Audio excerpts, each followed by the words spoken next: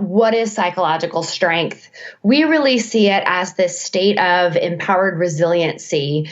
And psychological strength encompasses the mindset and the qualities and the skills that we need to really promote our well-being and thriving, especially to overcome and to thrive through adversities.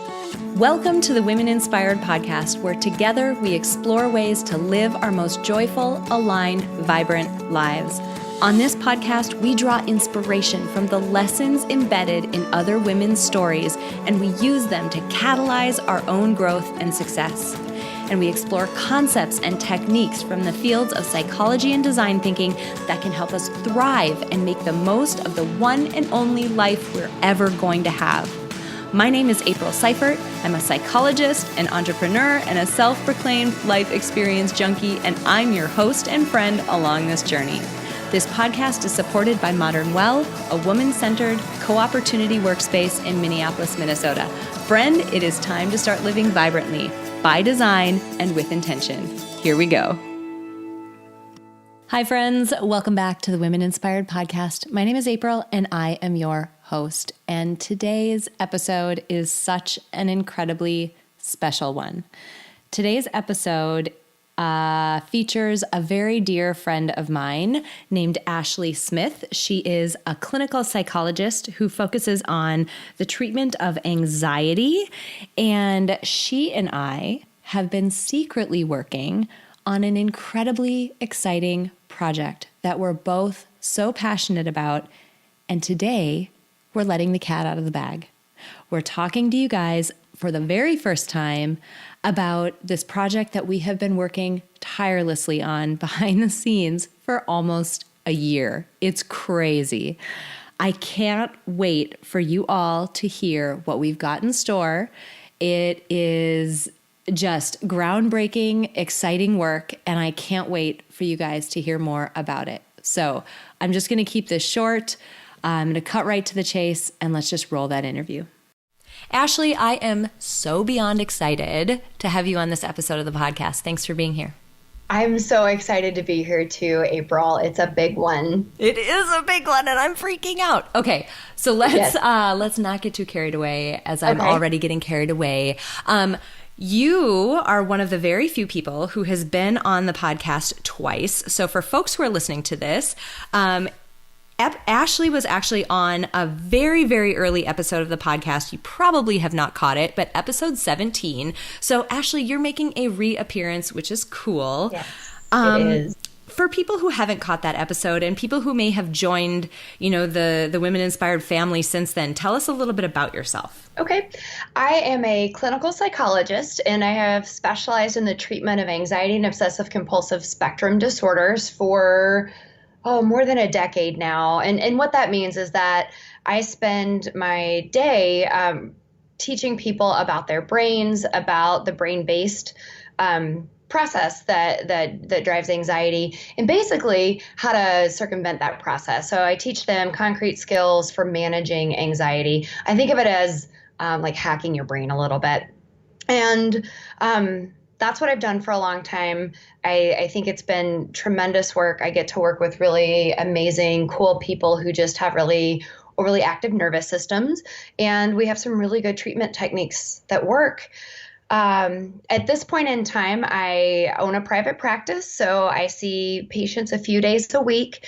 And I think the last time I was on the podcast was the month before I was starting my private practice, so really venturing into that entrepreneurial space, which was nerve-wracking and a good start to things going on now.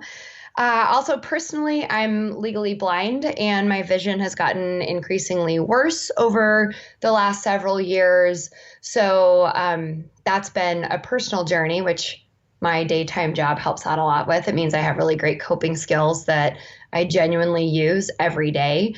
And as part of that, my journey, I also launched a blog about a year and a half ago called A Blind Quest for Happiness. And that's been a really interesting journey and a very helpful journey for me personally, and has kind of been a springboard to where I am now and some of the really exciting things coming up on the horizon.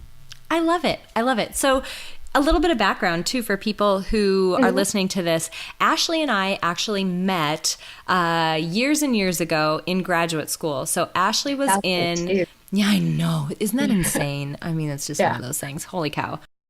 Ashley was, for people who don't know sort of the hierarchy or setup of the field of psychology, the first major branch or sort of division in branches in psychology divides people into clinical tracks of psychology, which is what Ashley was in, and then experimental tracks of psychology, which is what I was in, under this, social cognitive focus. So we were in the same department and in grad school at the same time, but we were just studying slightly different things. So we got to know each other and got to hang out a ton. And as of recently, have started chit-chatting about some really exciting things, which is Yes. awesome. And we have a really Yeah. big announcement, and I'm Yes, freaking so out. excited. And I feel like I just want to rip the Band-Aid, and I just want to say Go it. for it. Awesome. Go for it. Okay, so we are so excited to announce that Ashley and I have partnered up. We are teaming up to create something that we're calling Peak Mind, the Center for Psychological Strength. So Oh, so excited. I know, I feel like I just said something really like that I wasn't supposed to say because we've been keeping it a secret for so long. Yeah, it's real. It's real and it's happening. And in just a few weeks, too. It's been quite a journey, I think, of us both on our own separate paths, kind of clarifying what's really important, what's really what we're really passionate about. And then it's ended up creating this beautiful teamwork. And I think this really exciting, I don't know if project, community thing in the world that I'm really excited and really proud of. I agree. I want to dive into why we're both passionate, but before Yeah. I do, I feel like it's important for people to get kind of a level set and a grounding because I mean, maybe I'm being all, tooting my own horn and that's fine. I mean, I encourage people to do that here, but I think what we're doing is really groundbreaking and really revolutionary, and especially around this topic of psychological strength. So can you just give Yeah. people a rundown on what that is? Yeah, I'd love to. So I think just starting out, what is psychological strength? We really see it as this state of empowered resiliency. And psychological strength encompasses the mindset and the qualities and the skills that we need to really promote our well-being and thriving, especially to overcome and to thrive through adversities. And if I can elaborate on that a little bit, so I come at things from a clinical psychology background, and for so many years, the field of psychology, particularly in the practice, the clinical application of it, has been focused on what's wrong with people, the symptoms, the dysfunctions, and fixing it, so to speak. And I guess it's been a couple decades now, this movement within the field, what's now called positive psychology, it showed up and it's really gotten some traction. And honestly, it's gotten, I want to say, 30 to 40,000 different studies really showing various parts of it.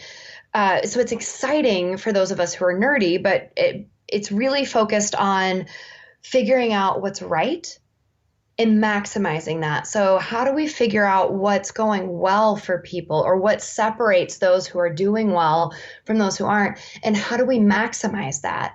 And so drawing from that place, as well as what we know about, fixing the things that aren't going so well, it really kind of lands on this idea of psychological strength. And if we think about it akin to physical strength, right? The stronger my muscles are, that means the heavier burden I can carry and for longer. And I think of psychological strength as much the same way. It's just those mental resources. So again, the mindset, the beliefs, and the thinking processes and patterns, the qualities or abilities and the skills that we need to carry life's burdens and to carry them for longer periods of time.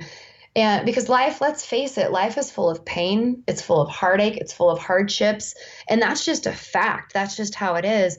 But the more psychological strength we have, the better able we are to bounce back from those challenges, to actually even emerge stronger, and really to flourish and to be happy and to have contentment in life despite what happens to us or around us.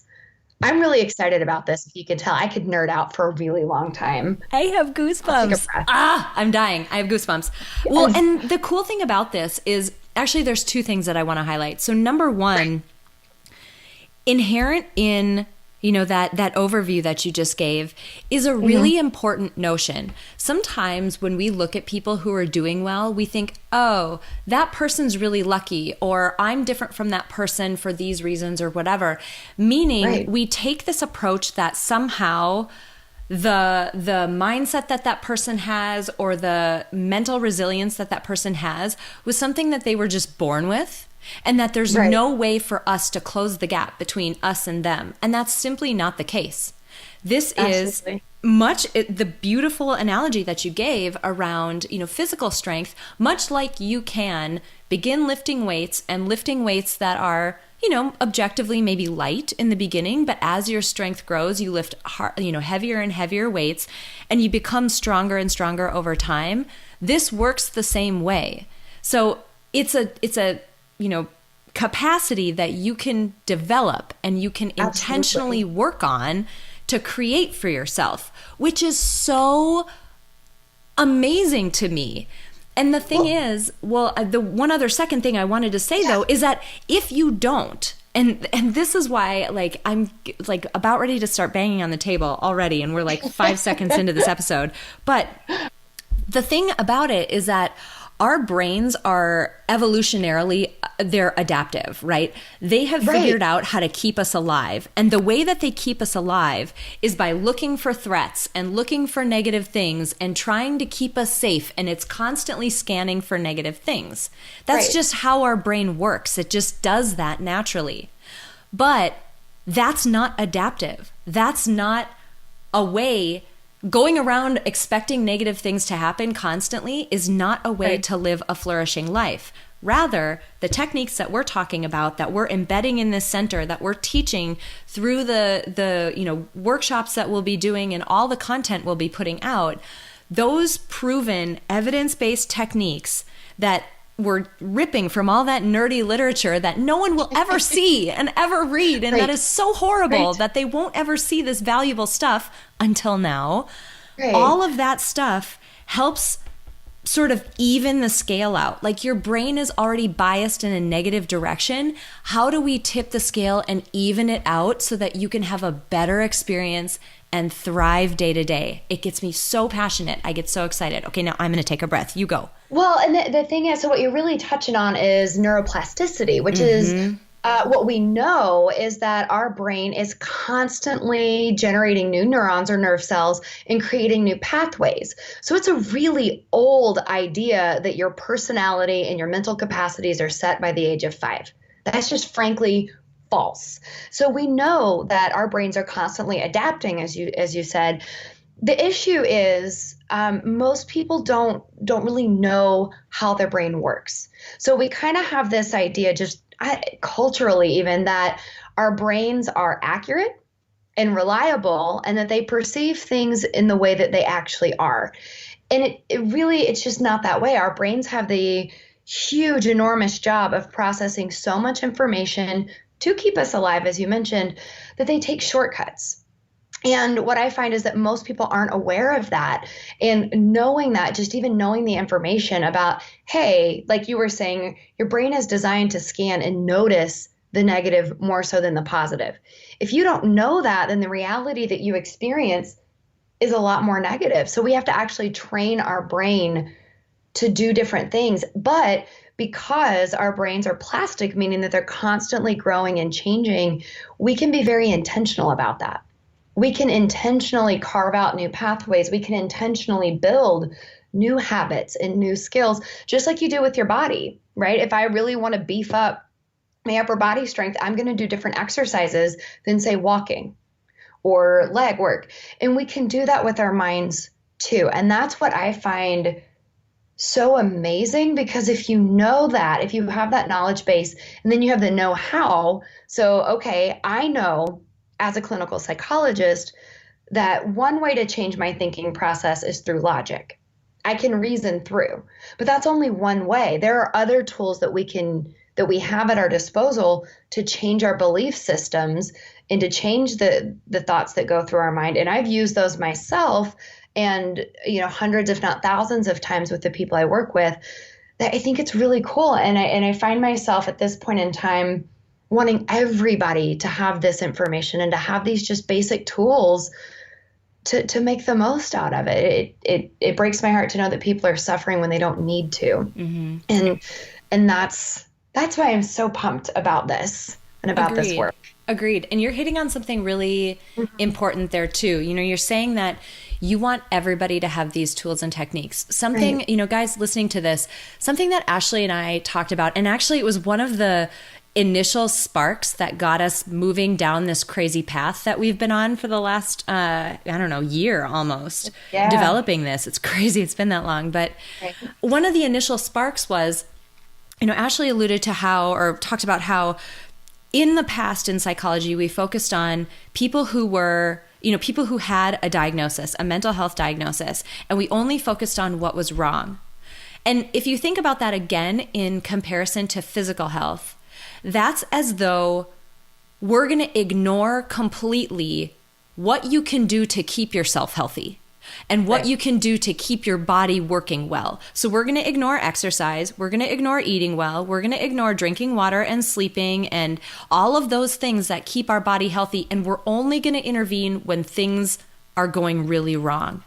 And what I don't want people to think, we're not downplaying the resources and the importance of getting help when something does go wrong. Absolutely. But what's killing us, and where we got, really upset, frankly, is that those same techniques, when used slightly differently for people who maybe don't have a diagnosis or aren't that, at that point, just people, everyday people who are living their lives, they don't have access to the things that could help them build the strength and resilience that could potentially keep them from being in that position at some point. Right.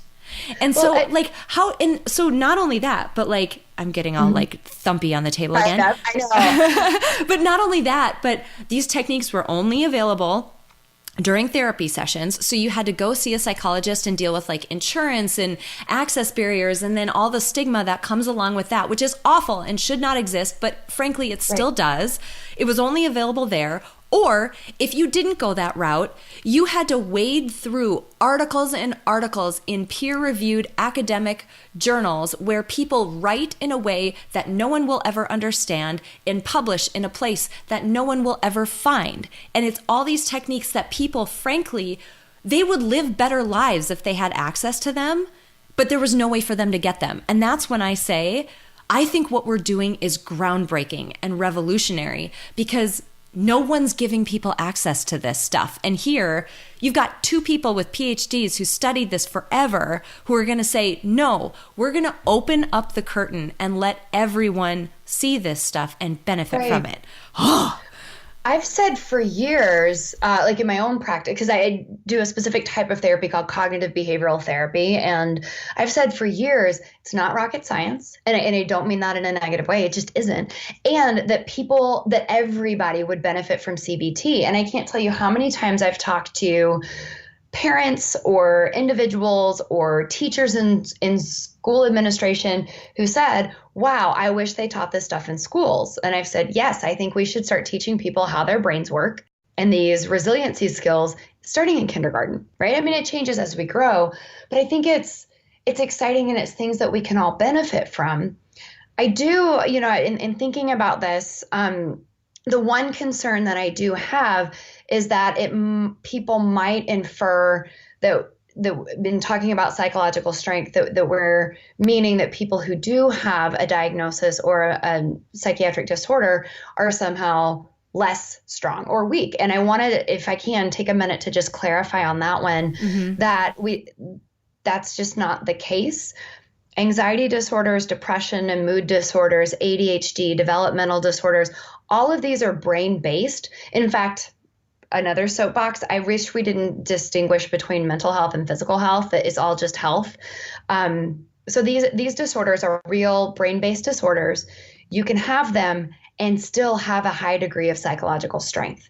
In fact, I would argue that building your strength actually helps you manage the psychiatric disorders, just like it does. I mean, for me, working on psychological strength has really helped me deal with disability, vision loss, and I don't see it as any different. So you can have a high degree of psychological strength and still have an anxiety disorder. I will say, though, there was some exciting research from Martin Seligman, the father of positive psychology, where he was doing resiliency training with middle schoolers and finding the rates of anxiety and depression going down. So I would take that to mean that there's a preventative piece here as well, that the more psychological strength we have, some of these skills may actually prevent us from developing or the exacerbation of mental health disorders. Mm-hmm. Soapbox ended.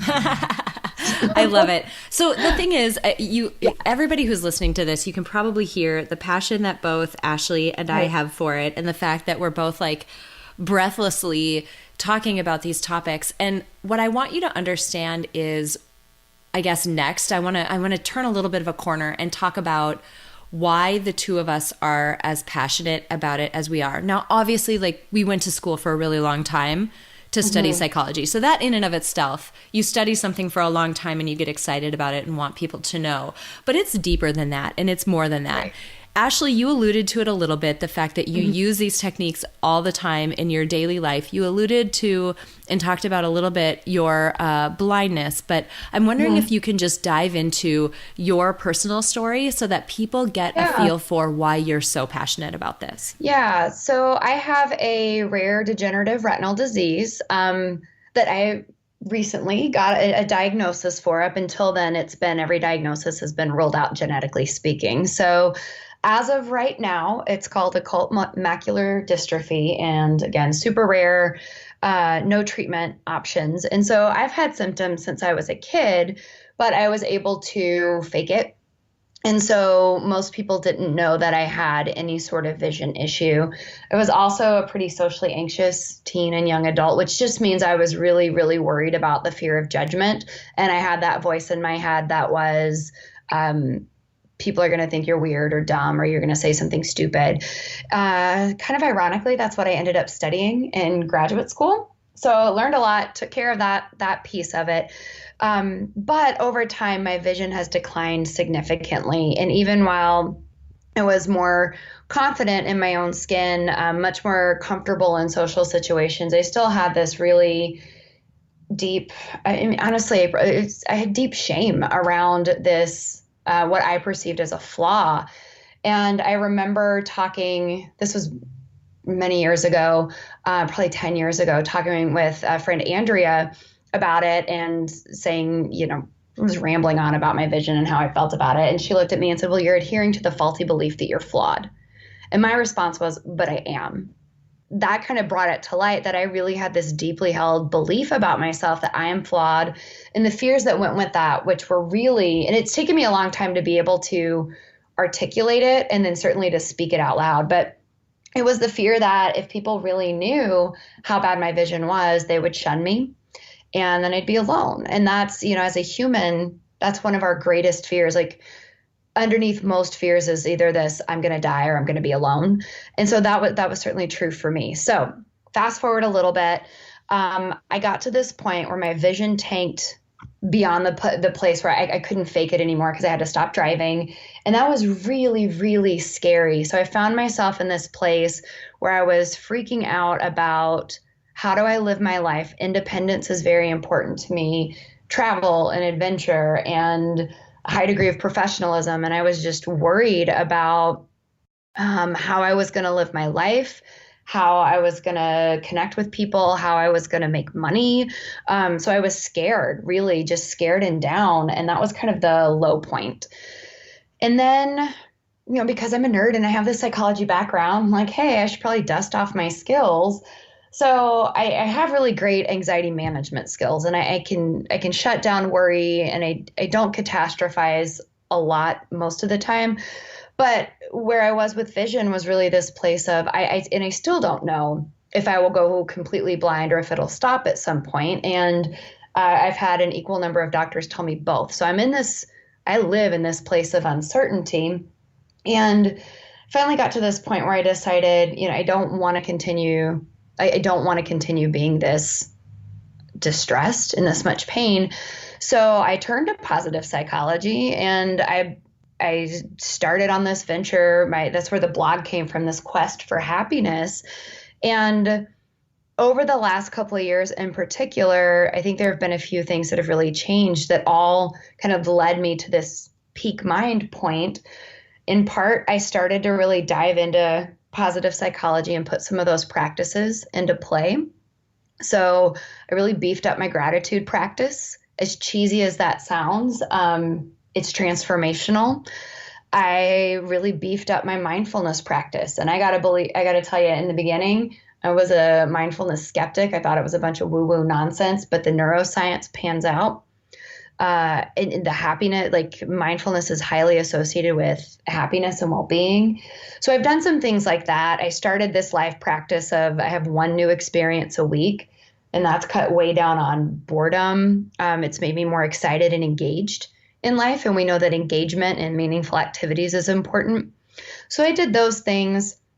I also really started to challenge some of my core beliefs. So I took this, like I mentioned, logic is only one way to change beliefs. There are other ways, and I really put those into practice. And starting my blog was a big way of doing that. It was scary. It was really scary for me to be open about my vision and to be vulnerable. I hate that experience actually, but it's been one of growth.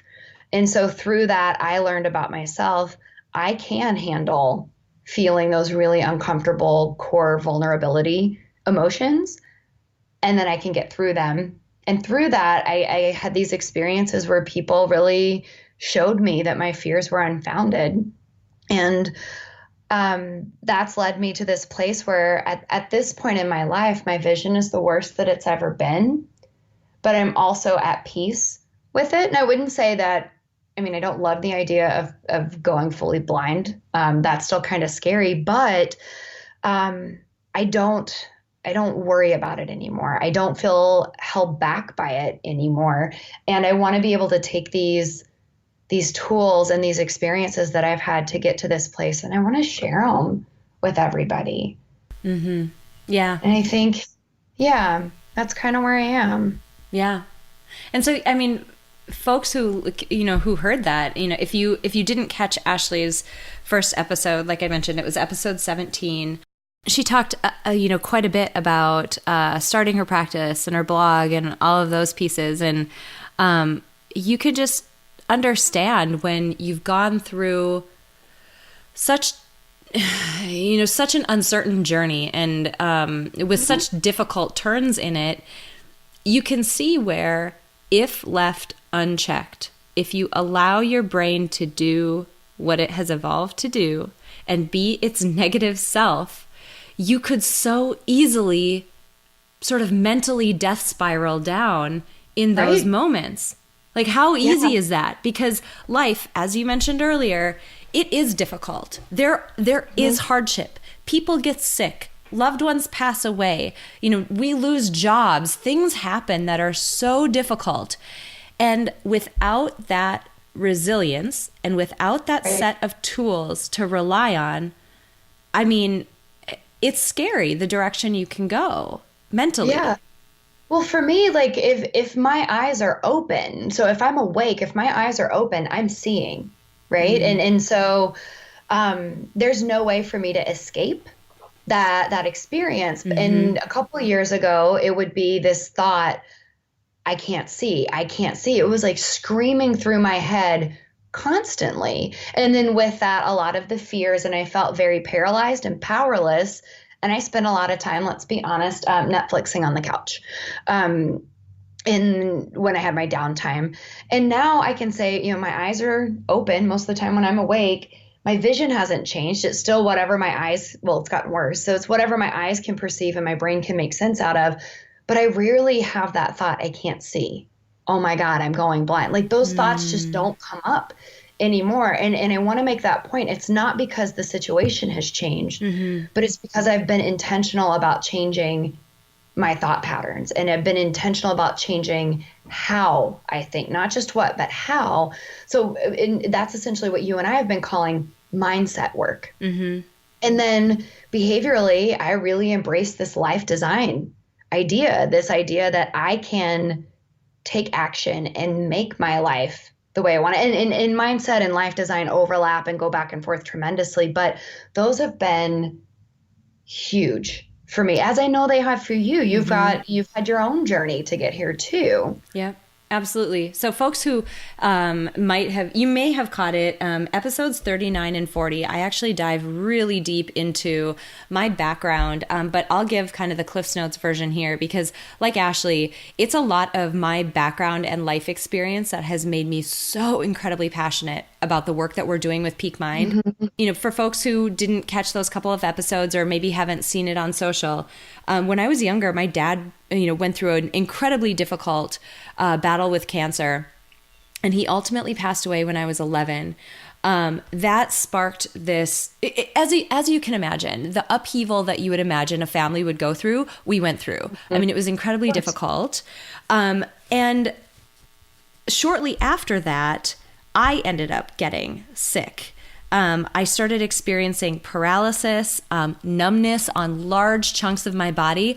Oddly enough, that I'm in business with Ashley now, I went blind twice.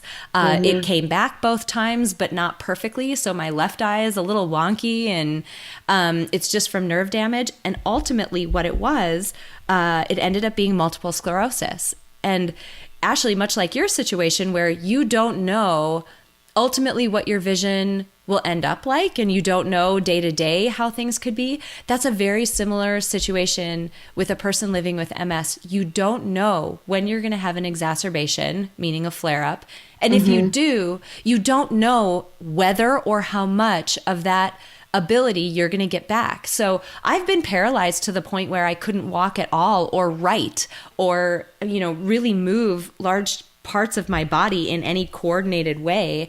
And luckily, it's come back, to a large extent, but you just don't know. And so every single week, I give myself injections of interferon in order to, try to keep everything calm and keep things at bay. And that's the best I can do. I mean, that's the best option that there is right now for me. And there is a lot of uncertainty. But what's really interesting, actually, it's funny that you mention, so recently the struggles that you went through with just coming to terms with your own blindness and what that meant for you and your identity and how your life would play out. A similar thing happened to me, but it was the experience of my dad passing away coming roaring back as I met my husband and got married, and what that meant in terms of, we talk about psychological strength. It's so broad. It is such a broad topic. Something that came up for me was attachment. So you might have heard a recent episode where I dove into this with Sylvie Kukassian. She's a psychologist that focuses on attachment in relationships. But I was very anxiously and avoidantly attached, and I was afraid to allow people to get close to me. And that issue that I had, that barrier that was in my mind, it was something that caused problems on a daily basis in my relationship and just in my life experience. And much like you, getting over the effects, say, of my dad passing away, the symptoms that stuck around from that, and then also coming to terms with the uncertainty of my own MS diagnosis, it really was this intentional mindset work and life design that did it. It's insane. Like when I think about how my life looks and feels on a day-to-day basis now, it is not even close. It's not even in the same universe as where it was, 7, 8 years ago even. And Right. that's not that long ago. This is post-graduate school. This is post me Right. studying, my butt off in this field. This is after that.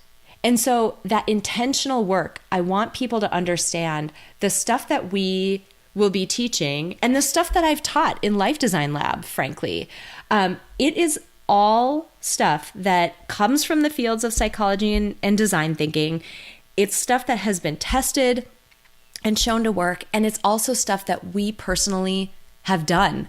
And we see the impact of it. And that's where so much of that passion comes from and so much of that excitement comes from, because finally we can share this with more people and get these resources out there. Because frankly, I said this to the last cohort of Life Design Lab on the last week.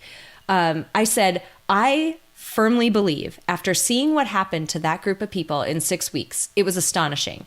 After seeing what happened in that 6 weeks, I firmly believe that I could pull 100 people off the street at random, and every single one of them, their lives would improve if they went through that program.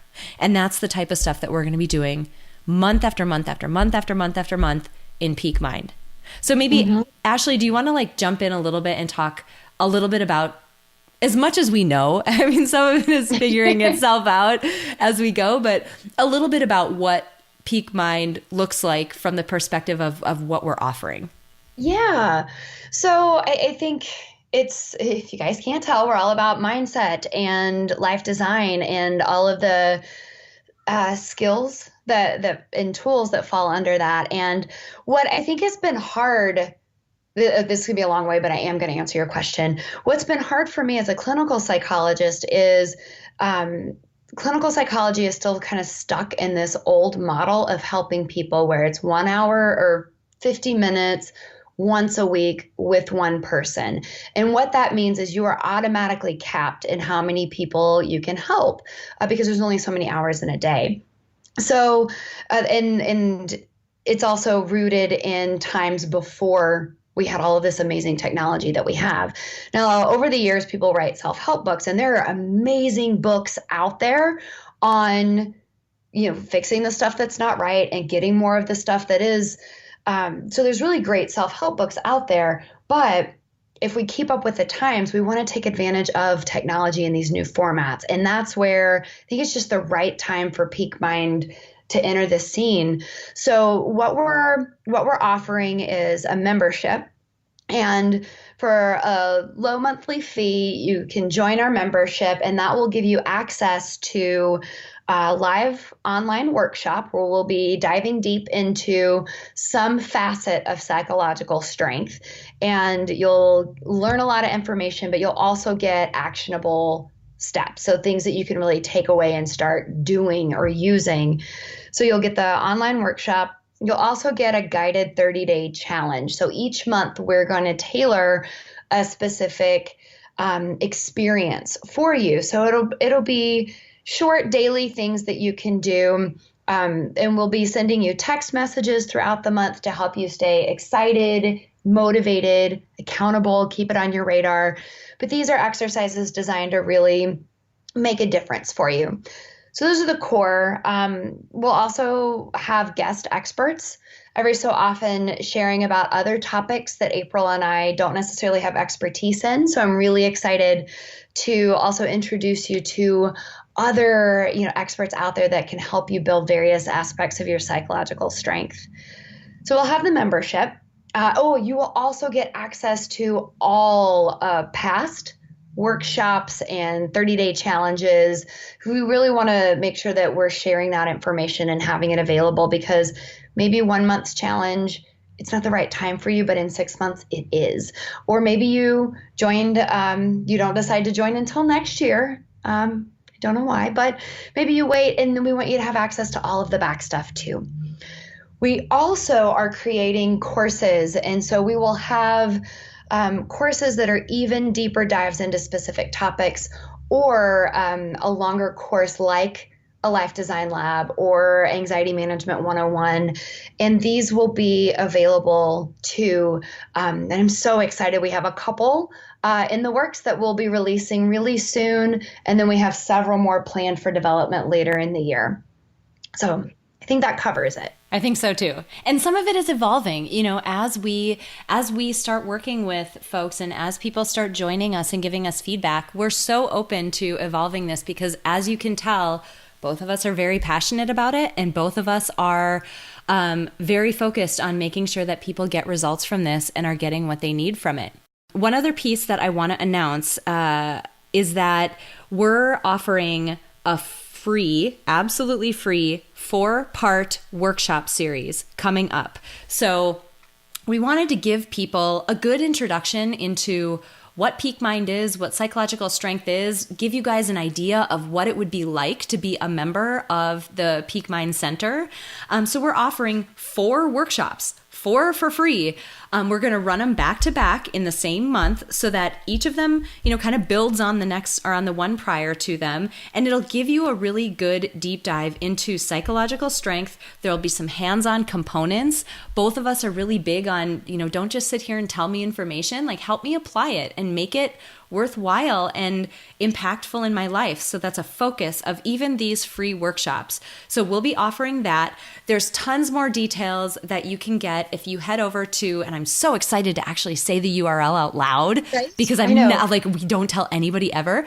But if you head over to peakmindpsychology.com/webinar, you'll get access to, you can sign up and get access to those 4 live online workshops where we're, Ashley and I will be working through a different topic with each one.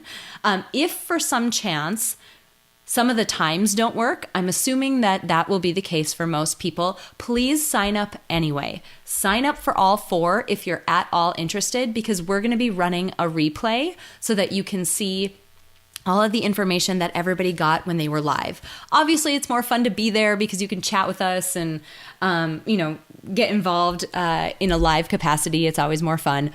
But if you can't, if your schedule doesn't allow, please sign up anyways, and we'll get you guys replays because we're just so passionate about getting the word out about what we're doing that we just want as many people as possible to benefit from what we're doing.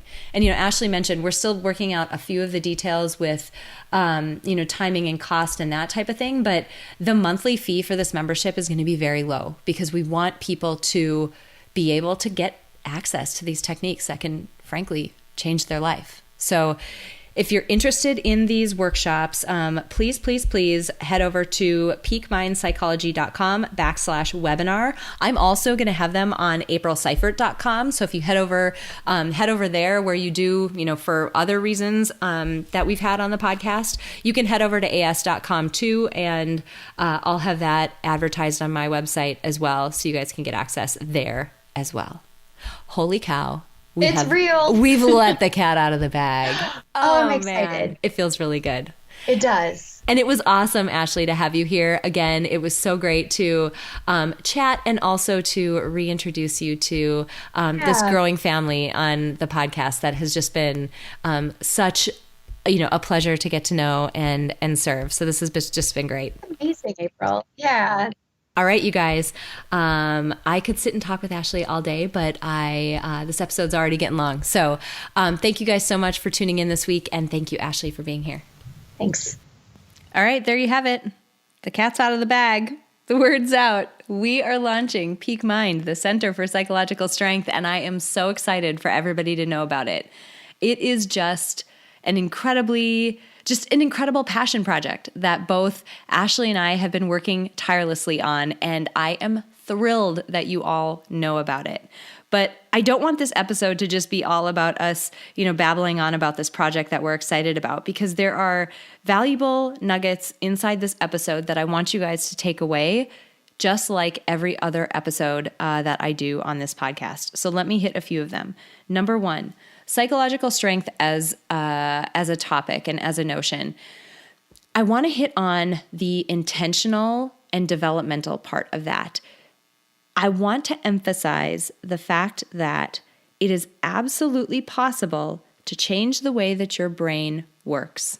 It is absolutely possible to take your brain from being, frankly, a barrier and making it an incredibly powerful asset that you have to help you weather the ups and downs of life.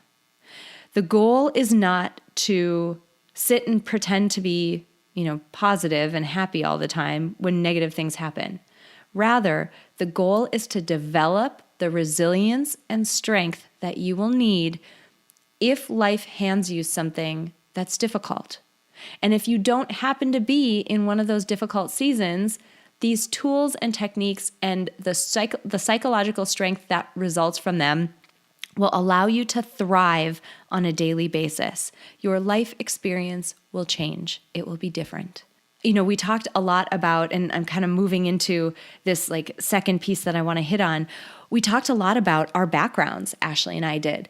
We talked about how Ashley mentioned her experience as she's been going blind. And I mentioned my experience with losing my dad and being diagnosed with MS. And I want you guys to know that the techniques that we're teaching inside the center on these workshops and, as we're bringing in experts and in the on-demand library, they are things that not only are we getting from literature, so these are not things that we've made up. These are things that are coming from evidence-based literature. They're supported by research. And we're just making them more digestible and available to people. But not only are they things that are supported by research, they are things that we have done in our own lives. Neither Ashley nor I have had a perfectly friction-free life and existence up until this point.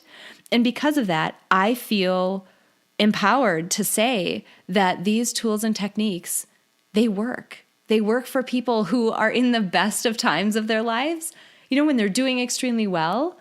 And they also work to help you build resilience against the times when, you might be handed a hardship. And they are things that both Ashley and I have done and things that have helped us both live much more thriving, aligned lives.